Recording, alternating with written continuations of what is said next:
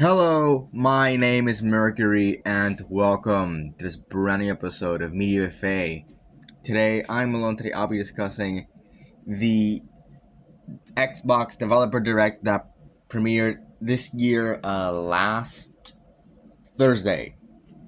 So yeah, this is the first gaming presentation of 2025. It's usually Xbox. Recently they've been doing these developer directs. We covered the second one last year. We didn't cover the first one because I didn't care about Xbox. But yeah, we're covering them all. We're covering Xbox now since they are kind of a big part of it all of gaming. So we're covering it, and also there is and they kind of own quite a bit of stuff that I want to talk about.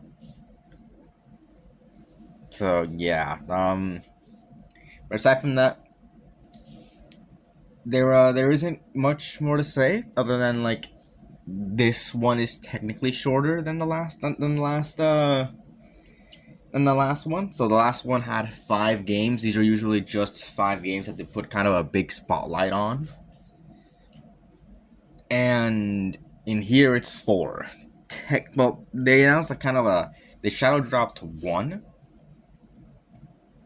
but that's like that. That's it.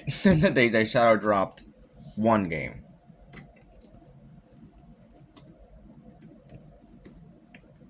Instead of like announcing it beforehand, they shadow dropped 1. I'm pretty sure the 2023s also shadow dropped the game. Yeah, but it was Hi-Fi Rush. They shadow dropped Hi-Fi Rush. Xbox Developer Direct 2023.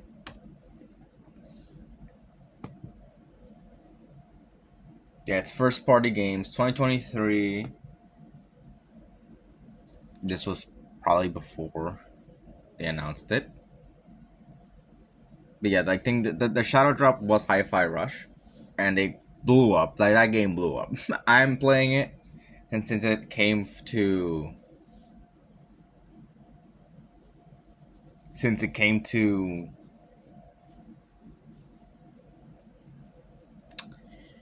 PlayStation, I've not completed it yet, but I am.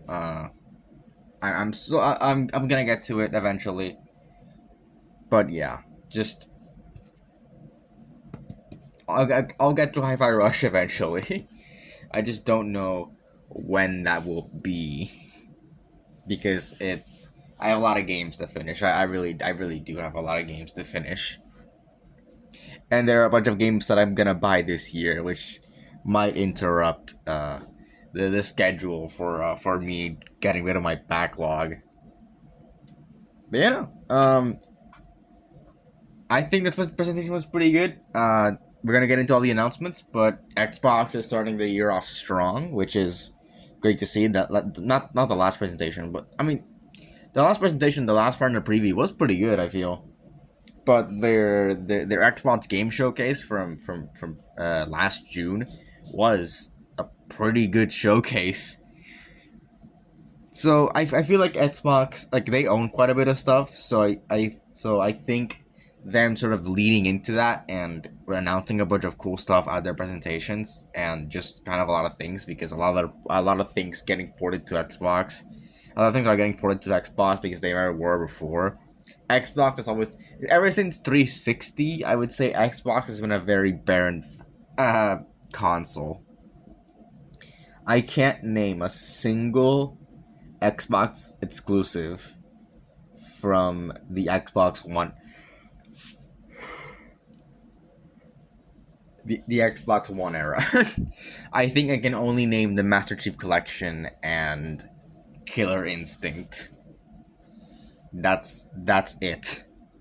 That's all the ones I can name. 2, and they came out pretty early. I'm pretty sure that Master Chief Collection was uh uh was for at least Xbox console exclusive. I'm not sure about. Yeah, no, here we go. it was released in 2014 for the Xbox One. It was like one of the only Xbox exclusives.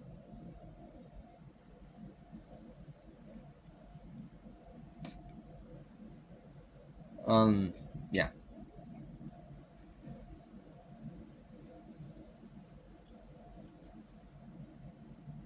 So let's just get into it. I feel this might not be that long. Last time wasn't that long, but I feel like the last game here will definitely have me talking for quite a bit.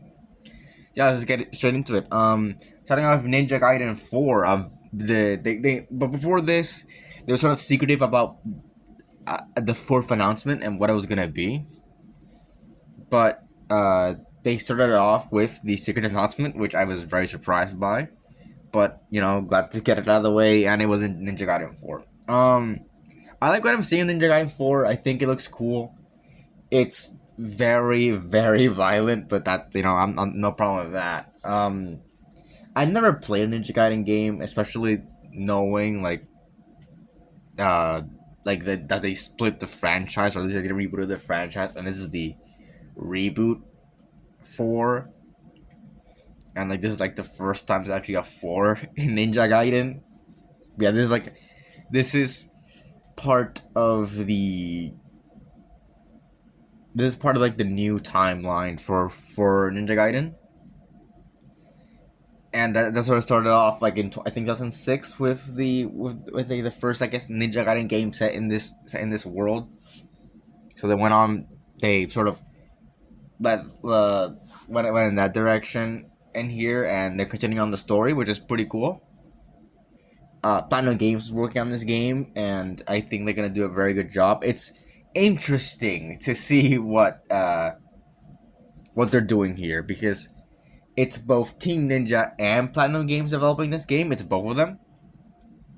I think that, I mean, it could work, but last I heard, Platinum Games kind of wasn't in deep shit after most of the creative talent left. So I'm just see how good this is, really, because I mean, it can't be.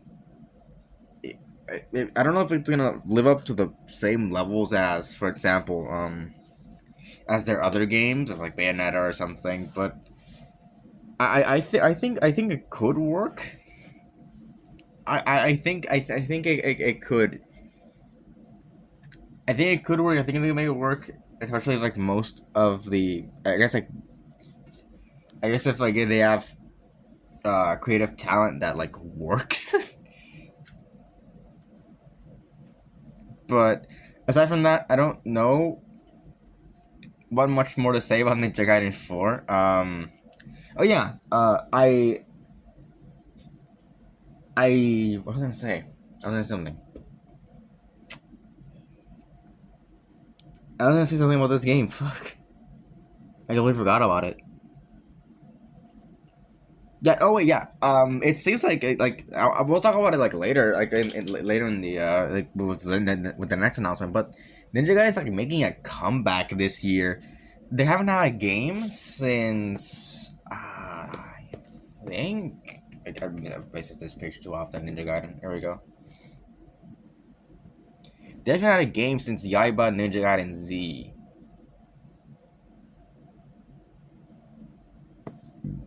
Which is a spin-off. they haven't had a game from this franchise in that long amount of time, and the last thing they released was Ninja Gaiden Master Collection, which was the not the reimagined, but the enhanced versions of Ninja Gaiden of the Ninja Gaiden trilogy. At least the new trilogy, and then they're releasing Ninja Gaiden, and then they're releasing Ninja Gaiden 4 this year. They're also releasing Ninja Gaiden Ragebound, so we're getting both 2D and 3D Ninja Gaiden this year. It's really cool to see that sort of thing here.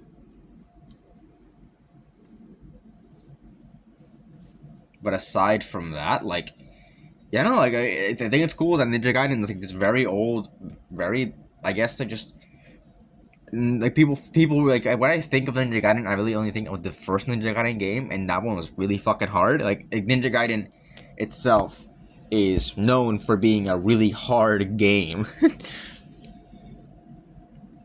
So yeah, so seeing it like going in this direction where now we're getting a full comeback 11 years after its last installment, and also quite a bit of time after the last installment in the official trilogy, like in the official new trilogy. I think it's cool that we're seeing a sort of revival for Ninja Gaiden, and like in that Koei Tecmo or fucking owns this franchise. Yeah, no, that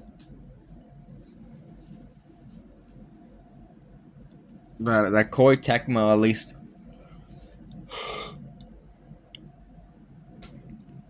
has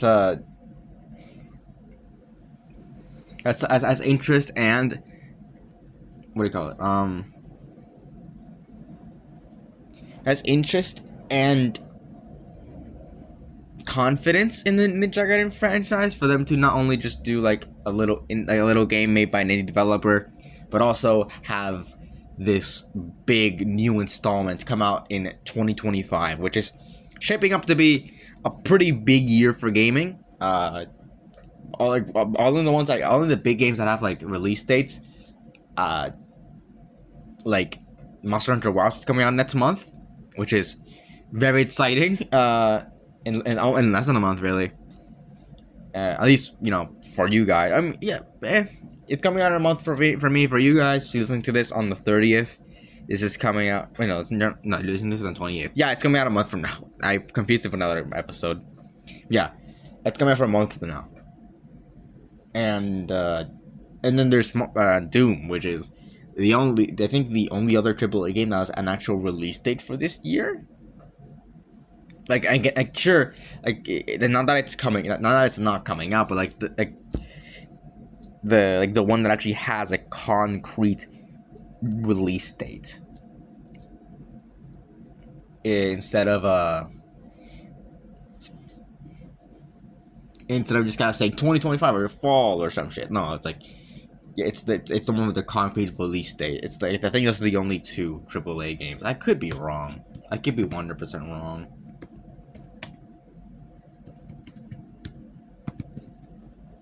I'm gonna check because I don't. No, it's major events. Hey, December 11th. So December 11th is the Game Awards. June the fucking Summer Game Fest. You have to go. Okay. Switch to. All right. I don't. Oh wait, yeah, Origins, Dynasty Warrior Origins. I completely forgot about Dynasty Warrior Origins. Yeah, this game released. That one's January. Now again, Koei Tecmo. I forgot about Origins. Yeah, Dynasty Warrior Origins is like the first really, I would say first party. And I would say AAA, but like everything else has been. Everything else really here. It's just is just Civilization 7, right? Civilization 7, Monster Hunter,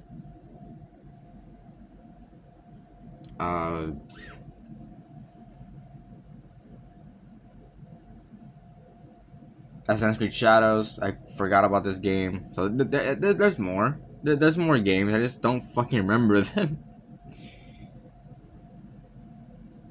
There are more games here that I just fucking don't remember. Doom, Clair Obscure, I guess.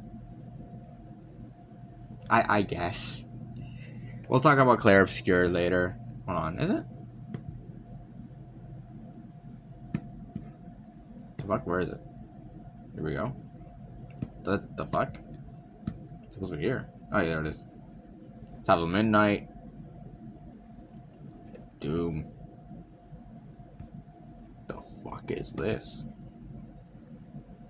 Ah, makes sense. Yeah, like the other ones are just like Mafia has a summer release. That's it.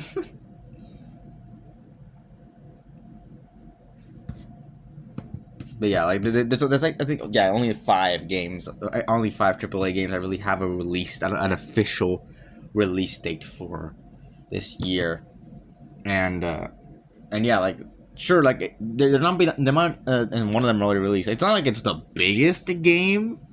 It's not like sure like Dynasty Warriors, Monster Hunter, Assassin's Creed, um, Civilization. Like sure, those are all pretty big games, and I want to consider them AAA. Because Civilization 7 is fucking getting some really good press. Not that I really, I mean, Civilization 7 has been in a lot of presentations since its announcement. Like, it's kind of wild.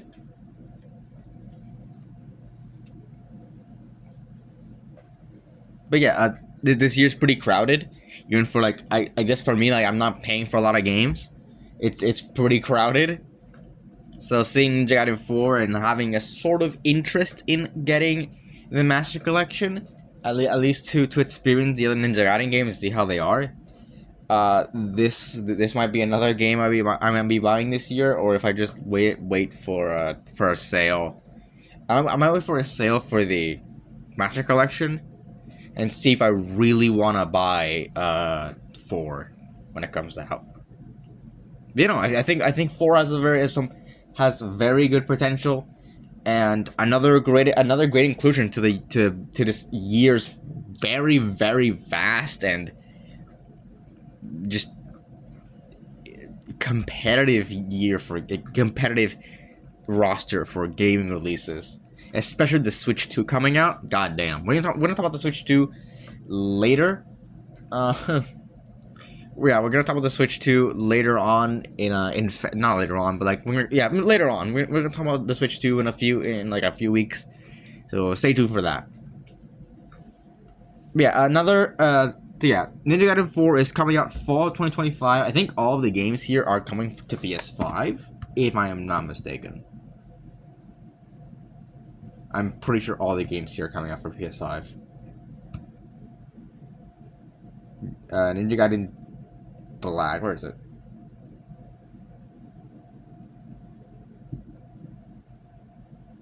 There you go. Yeah, PS5. I knew that one was coming to PS5. Where is?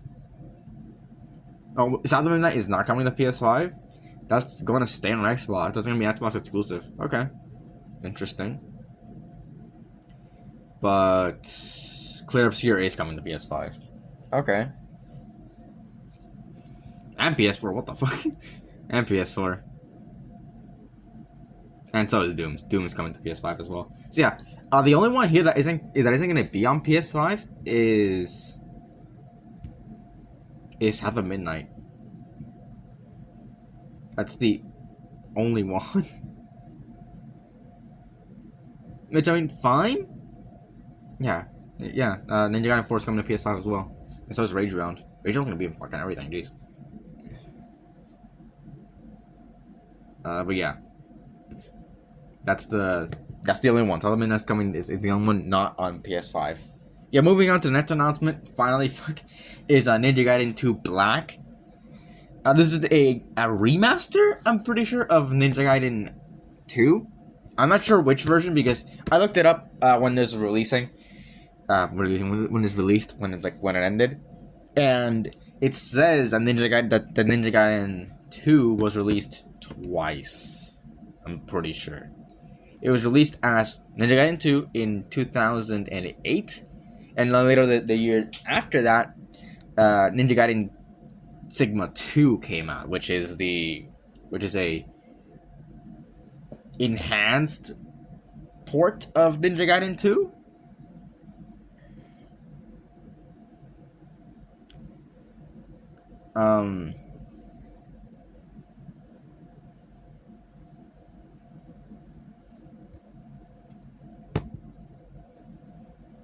But yeah, okay, wait. The fuck?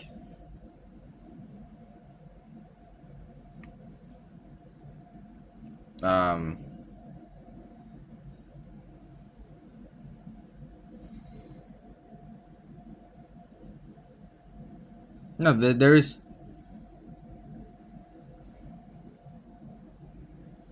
um, it is just it is just like it's just an enhanced port. So I'm pretty sure, I'm not sure if it's gonna be based on the original 2 or Sigma 2, but Black is just a, yeah, here we go.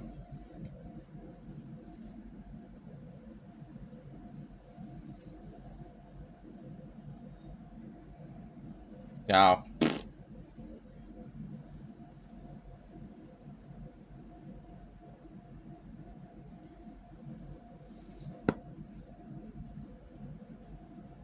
When it comes to the original, so, yeah, okay. So what this is that this is a sort of closer. This is closer to the original version of the game than it is like the actual than is the Sigma 2.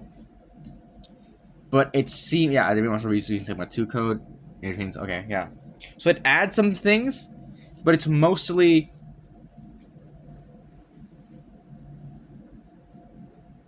it's mostly just stuff from Sigma 2, kind of. It's mostly just Sigma 2 remastered.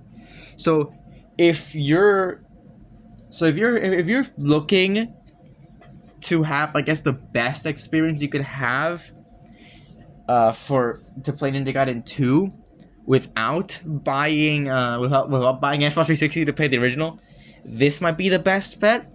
But the real, I guess, kicker, the real bad part is that you get that the collection is still out there. You can still, on every console, get Sigma 2, and I'm pretty sure Razor's Edge is the one that they include in the collection. I'm not fucking sure. Oops. Shit, man.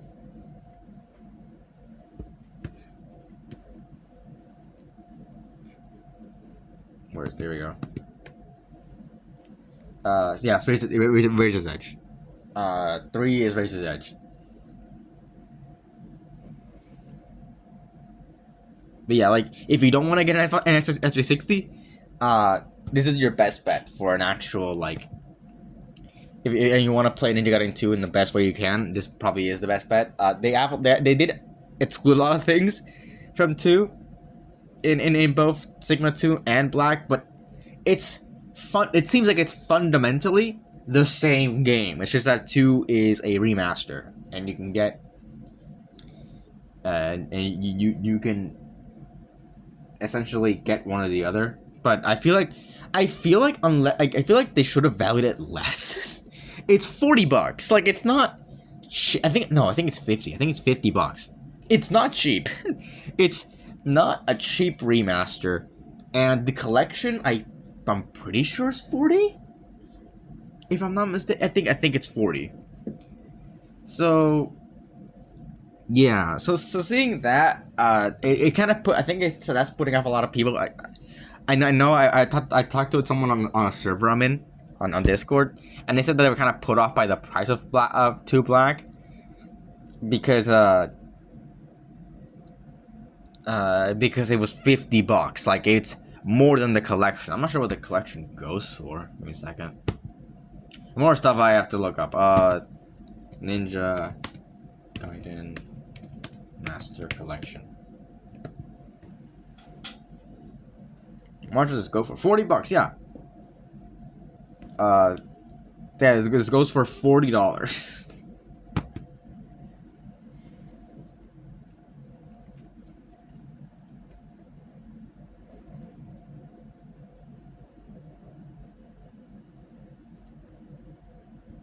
This Ninja Gaiden the hardest game ever. Oh. Okay. Yeah, the Master Collection is $40 on Steam.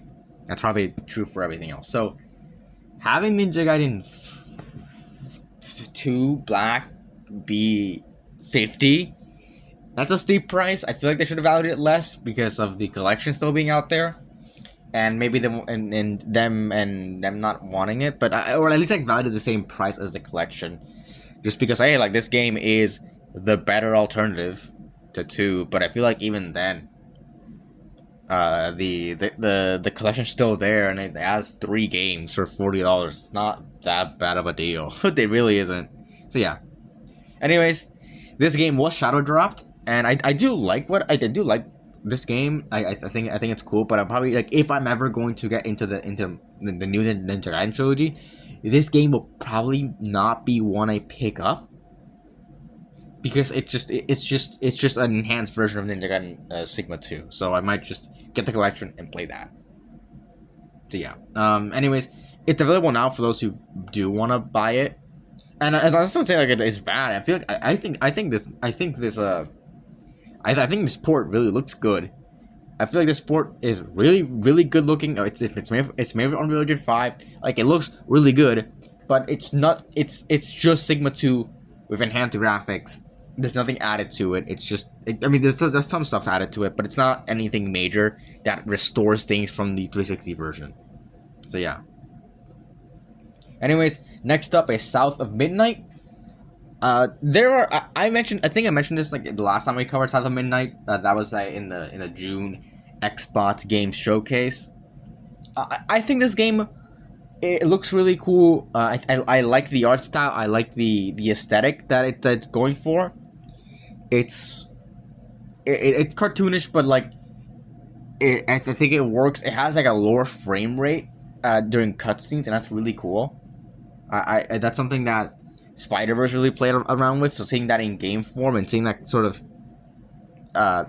be like a main thing, a main artistical choice, I think it's really cool. And also just the setting at all, like with the Deep South, having like showing off like all like the I guess like the myths and the folklore from that region, and kind of showing it,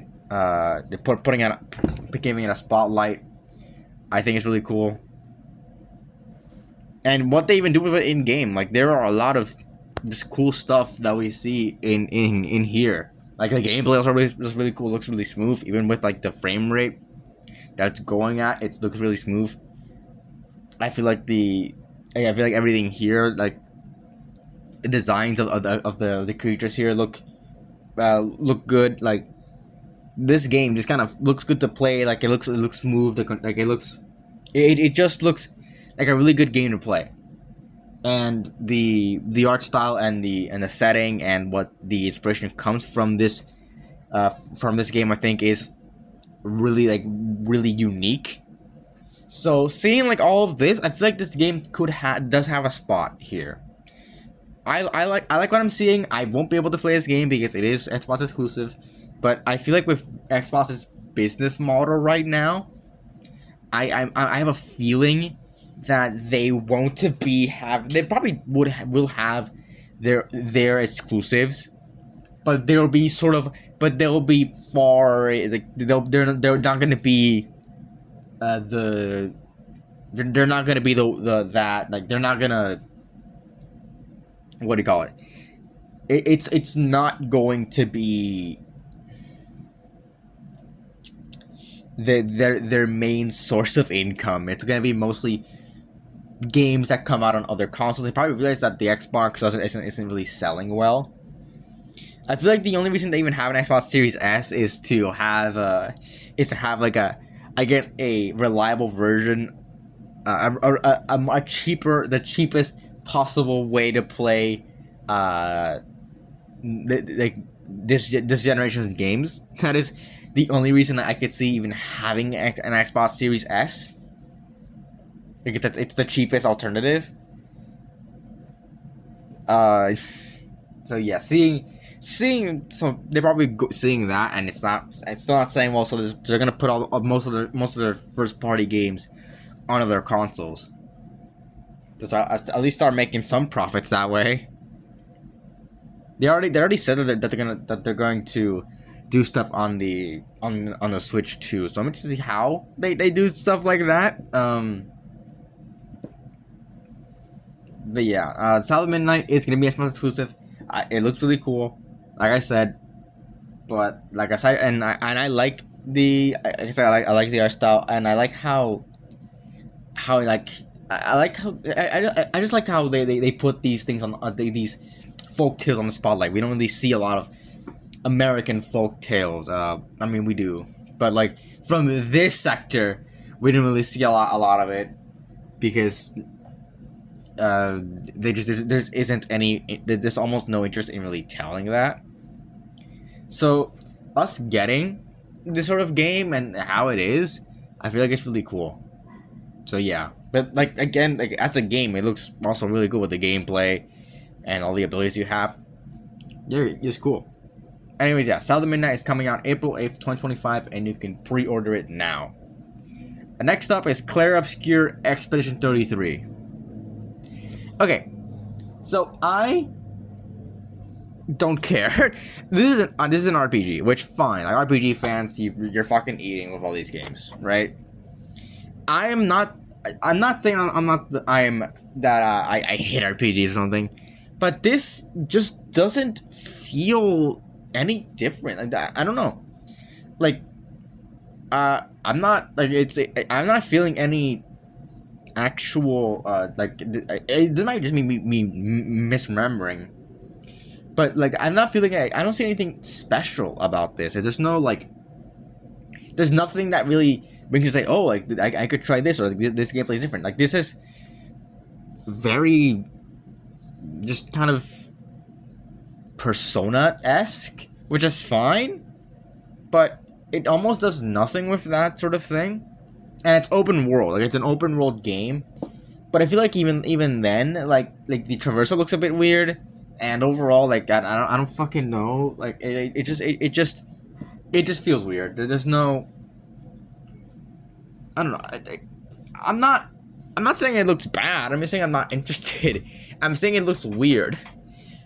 And what really drives in the I guess like people would want to drive people in is the plot of the game, which is that there is a painter, like an entity called the Painter, and every time it paints a number on a tree, everyone over the age of that number ceases to exist. And so people are sending expeditions to combat the threat of the Painter to kill her, and none of them return. So now we're following Expedition 33. This sounds like the plot of an M. Night Shyamalan movie. This sounds ridiculous. It sounds genuinely stupid. I don't know who greenlit this, but it sounds fucking ridiculous. I'm not sure they can make it work. It sounds so dumb that it's like, what the fuck? what the fuck, right?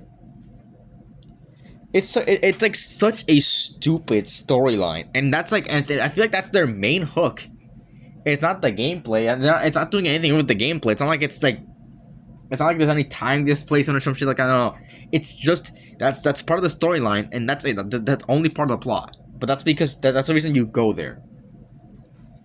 So they're gonna do stuff with that in the story, and they put a really big emphasis on the story, not a lot of gameplay. And you know, maybe an RPG, the main thing you fucking want is to have gameplay. There's a lot of this like skill points and all that, but like they show a little bit of gameplay, and it just looks like just stereotypical fucking RPG. I don't know, like or turn-based RPG. Just yeah, it's just. I'm not particularly excited for this game. I'm not gonna get it. I don't usually get RPGs unless like they're something I'm really interested in. But aside from that, you know, that's it. That's all I gotta say about this game. It's just not interesting to me. It didn't impress me. I just kind of went there like a fucking slog. Okay, Doom is next. I was just like, okay, Doom was last, because of course it fucking was. Yeah.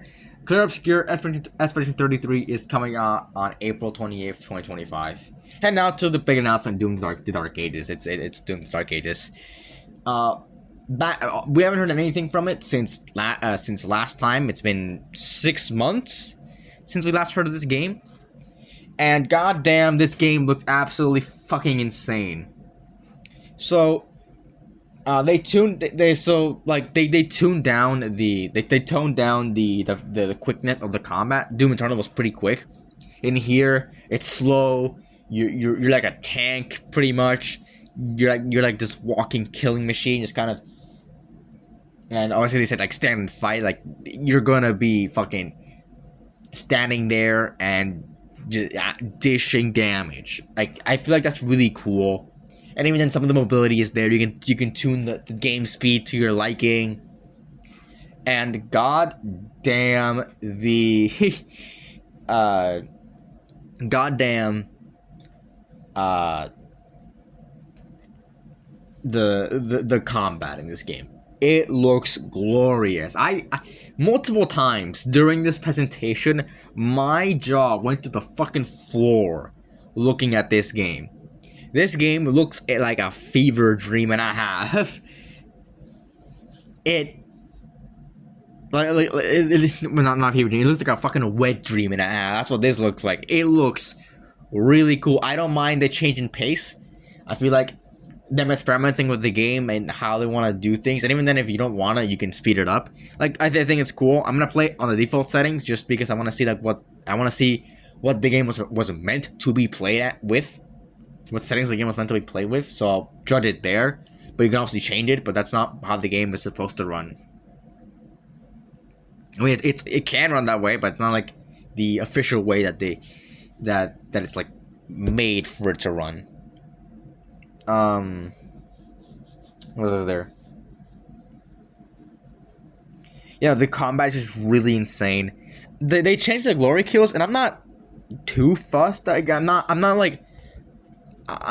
too excited for that. Like that is a change I do agree with a lot of people that I don't like. I like the glory kill system of the last game. I feel like they were going in a direction which is really cool, where there were multiple glory kills you could do. Like there were multiple glory kills with like every weapon, everything. Like that was really that would have been really cool to see. But that's not the direction they went with. Like, and you can attack them from like different directions and shit. I feel like they were going in a good direction, but they kind of hampered it by not making any animations for it. I feel like if they just made animations for it, it would have been a lot better. But that wasn't the case. That's not what they did. So, yeah. But that's like my only downside. And it's not even that big. They're technically still there. And they still do the same thing that they did in the previous games. They still give you ammo. They still give you health, but they also give you ammo this time around, which is interesting. I guess it makes sense because there's no chainsaw in this game because of the fucking shield saw. I'll talk about the shield saw a little bit later, but it makes sense that the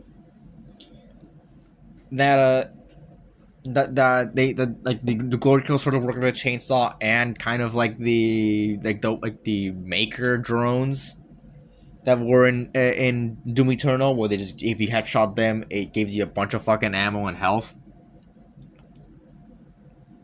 That's really cool. I like that system, but I understand if people think like I understand. If this might make it, if this time around it might be a little bit too easy to just kind of fucking mow down things, but I feel like it makes sense because of the tone they're going for this game and how they want you to play the game. So you've been kind of stocked up on ammo, I feel like is necessary because otherwise you're not getting through this fucking game. And yeah, just also the combat in general. The shield saw is insane. I thought it was only gonna be like it's like shield and block and whatever, blah, blah, blah. Yeah, that's cool. But the fact that you can throw it and it sticks to demons and it does damage to them while it's spinning while it's stuck on them. God damn, that looks gnarly as shit. It's so good. It's so good. And the fact that you can still hit, it's not like you still hit them. You can still do shit on them. Like, god damn, it looks really, really good.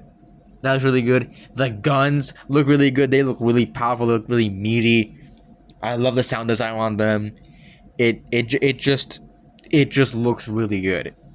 The combat here and how they change it. Like, we have 3 different melee options, with the mace, the I guess the blood punch replacement here with the electric punch, and the Morning Star. 10 out of 10 on everything here. Okay. I hope that it looks like this time around the melee is better, because in Doom Eternal, for some fucking reason, the melee was not good. It was not, like, you did not want to use your melee. Only when you really got blood punch is when you really use the melee for anything, and that's even like once or twice. I mean, you use blood punch more time, like, obviously, but like, you only have access to it once or twice, and you have to recharge it. So melee wasn't really a big thing in Doom Eternal, and when it really was a pretty like big thing for Doom 2016. Like, it was a big part of that sort of gameplay. So seeing it not take sort of center stage in Doom Eternal, when we saw it in like the first few gameplay previews, we saw the melee do damage, and I think someone calculated it like when Doom Eternal was released, that it takes like 100 something hits to kill a zombie with melee, when in Doom 2016 it takes like 2 hits to get it into a glory kill status. So yeah, just really weird. I like to see that. I hope that this game doesn't go in that direction. It looks like it's not, because it's putting a lot of emphasis on the melee. So yeah, seeing the melee take much more center stage, and having it actually be used, and having it some use, because it looks like you can knock out ammo and health from demons. You can knock out health from demons, like by using melee. So that's really cool. It's like there might be, like, if you hit them in specific spots, there's a lot of stuff here, like there's a lot of struggle, so I'm not sure if that's gonna be anything. Any indication that if you hit those spots, the demons will spout out ammo and health and all that. But yeah, some other gun, like the nail gun, I guess the stake gun looks really cool.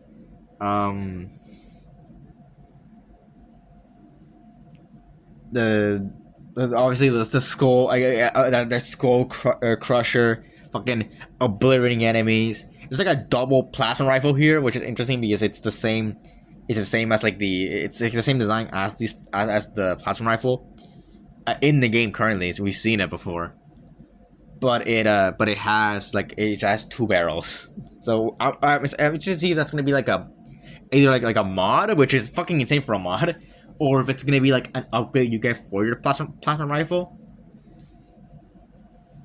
Interesting to see. We also have a normal shotgun aside from the super shotgun, which is interesting. It looks like they're going away from having the pistol, which started off in Doom starting off not having the pistol. So that started off in Doom Eternal. So seeing it, sort of like seeing the pistol not have that big of a role, or at least like not be here at all, like in the game. So it's interesting to say.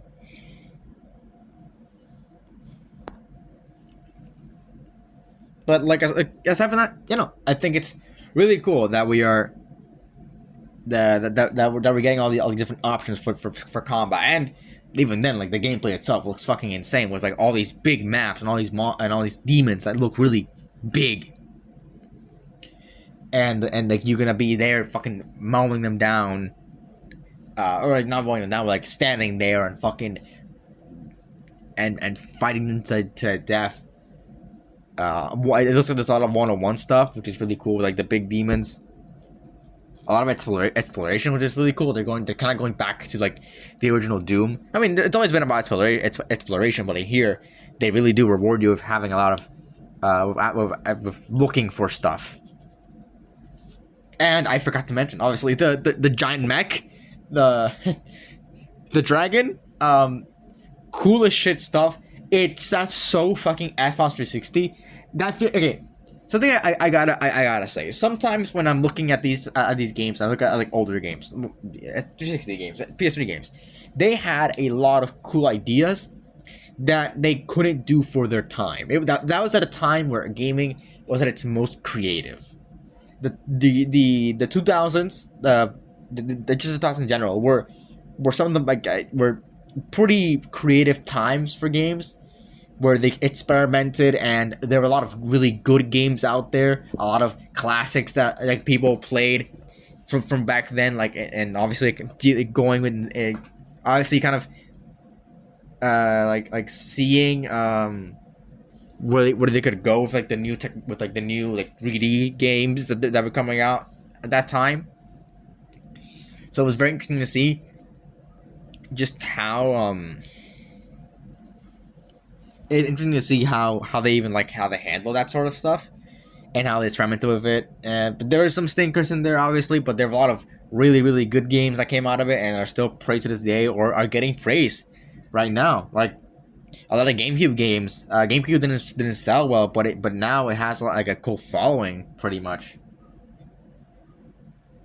And like the late '90s also kind of had this. That was mostly like Nintendo and Capcom. A lot of the Japanese developers heavily went into the market of 3D games. I mean, they still did some 2D. They still did some 2D, but at that point, what is it? Yeah, like. Was I even talking? What the fuck was I even talking about? Oh yeah, it's very. There are a lot of things from the 360 era and 3PS3 era that they couldn't do because of technological, I guess, disadvantages. They didn't have the technology to really make those ideas shine. So I'm always wondering. Well, now we probably have the technology to pull them off. It would be interesting to see how they would do them right now. And obviously, like, let's be fucking real. The gaming industry right now isn't the best. There's a bunch of live service games, a lot of weird decisions coming from game developers. Fucking this month, it was announced that Sony canceled Sony canceled 8 or like 8, no, it was like 9 live service games. Fucking insane.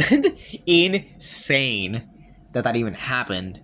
And they've only got like I think 2 in development right now, like that have released, because the ones that are scheduled for release are that were or are scheduled for release are Helldivers 2 and Concord. This already came out and Concord fucking bombed. But Helldivers 2 I think it's still going strong. And then they're gonna release Marathon. That's gonna be live service. That's made by Bungie. They announced that. Like that. I think they announced that in the last PlayStation showcase. So cool. And then there's the Horizon live action game, live action like service game that's coming out. Which, why the fuck? But yeah. Anyways, going back to Doom. I feel like the mech and the dragon are very fucking 360, and I'm glad that they're going, that not they're going in, but they realize that there's a lot of stuff from these eras that are really cool that they couldn't pull off, and now they are pulling this shit off. It's so good. I'm very glad that they just went this direction of having it be fucking wild. And I feel like we're gonna have to wait and see what the actual gameplay of it looks like, since we only got really snippets of it.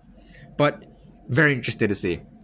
And yeah, no, I think that Doom, the Dark Ages, is going to be a very good game. We also have the story mode, which there's no multiplayer this time around, so they're gonna totally focus all in on story mode. I'm glad. I didn't mind the 2016 multiplayer, but nobody played the Eternal multiplayer, so.